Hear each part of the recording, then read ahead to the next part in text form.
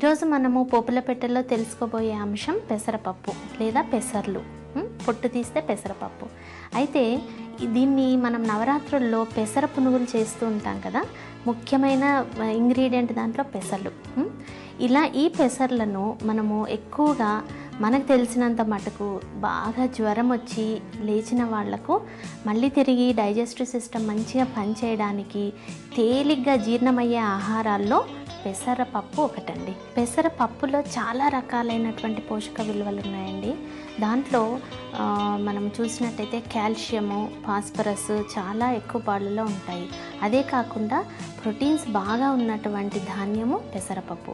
అయితే పెసరపప్పును మనము దీన్ని కిచిడీ రూపకంగా, జీర్ణశక్తి సరిగా లేని వాళ్లకు, తర్వాత పప్పు రూపకంగా మనం తీసుకుంటూ ఉంటాము. చాలా చక్కగా చలువ చేసే వస్తువు ఇది. అయితే మిగతా ధాన్యాలన్నీ కూడా మనము పుచ్చుకున్నప్పుడు కొంత గ్యాస్ ట్రబుల్ రావడము అలా జరుగుతుంటుంది, కానీ పెసరపప్పుకు మాత్రం జరగదు. ఎందుకంటే ముఖ్యంగా ఇది జీర్ణ ప్రక్రియ మీదనే దీని పనితీరు బాగా ఉంటుంది. అయితే మనము మెడిసినల్గా కూడా దీనికి కొన్ని వాల్యూస్ ఉన్నాయండి.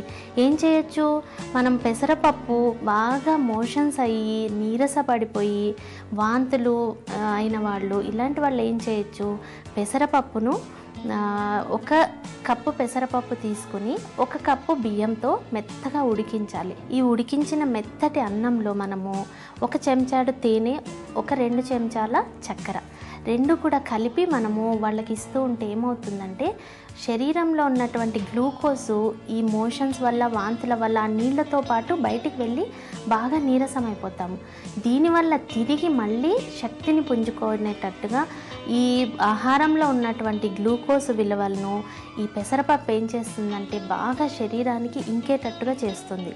కాబట్టి ఖచ్చితంగా ఇది డయేరియాలో చాలా మంచి సొల్యూషన్ అని చెప్పొచ్చు.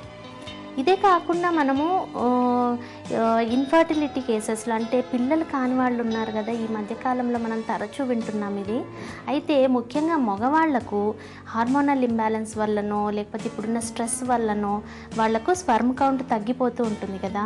అలాంటి వాళ్ళలో ఏం చేయండి అని అంటే, మీరు 2 చెంచాల పెసరపప్పును పొడిగొట్టాలంటే సన్నగా వేయించి దాన్ని పొడిగొట్టి పెట్టుకుని, అదేవిధంగా ఖర్జూరాలను, ఎండు ఖర్జూరాలను కూడా పొడిగొట్టి పెట్టుకుంటే రోజు ఉదయం లెగగానే 2 చెంచాల పెసరపిండి, 1 చెంచాడు ఖర్జూరము, 1 చెంచాడు చక్కెర, ముఖ్యంగా కండ చక్కెర అయితే ఇంకా మంచిది.